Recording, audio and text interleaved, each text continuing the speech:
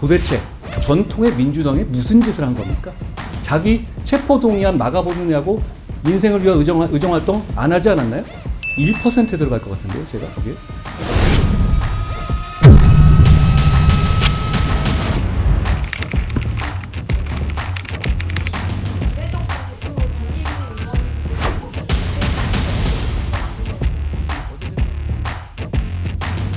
김영주 의원님이 부의장이시기도 한데 탈당을 하셨는데 어떻게 보시는지랑 또 국민의힘 입당 가능성을 좀 열어주시면 좋겠습니다.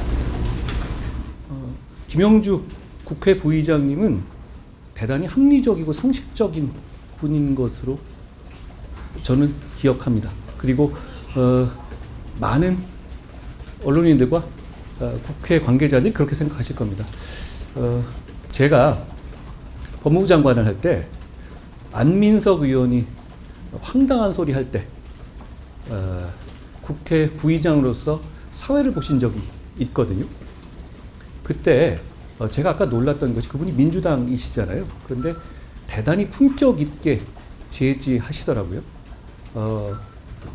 저는 저분 저래도 되나 하는 생각을 그때 좀 걱정을 했었거든요. 아니나 다를까 나중에 그분이 그 일로 소위 말하는 개딸들한테 굉장히 큰 고초를 겪으셨다고 합니다. 그런 식의 합리적이고 상식적인 의정 활동 때문에 지금 이런 어려움을 겪으시는 것 같은데요.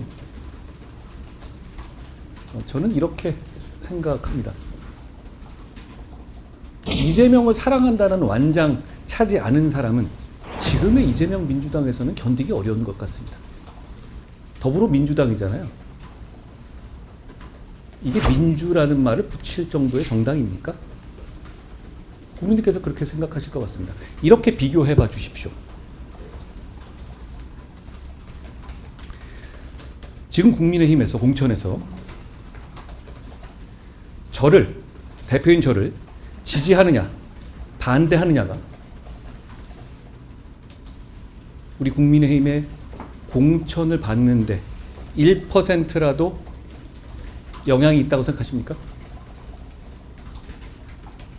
단연코 아니라고 말씀드립니다. 공천의 결과를 봐도 알고 계실 겁니다. 이게 민주주의 정당입니다. 반대로 똑같은 질문을 이재명 대표의 민주당에게 한번 적용해 주시기 바랍니다.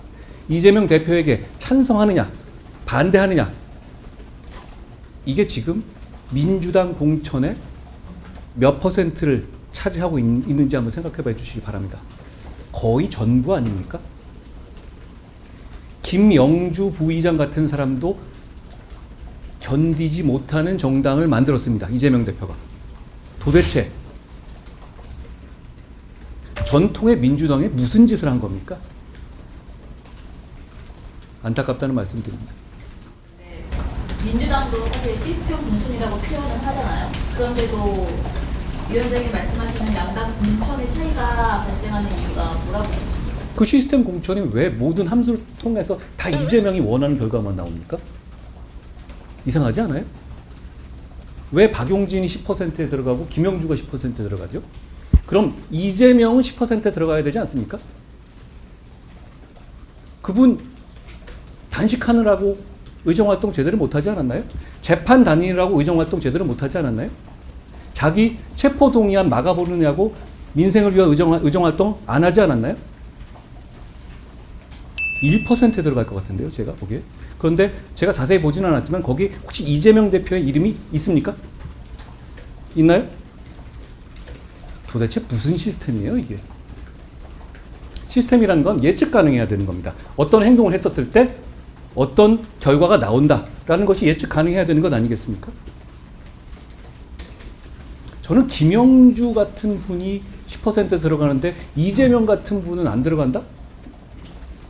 무슨 시스템이에요, 그게?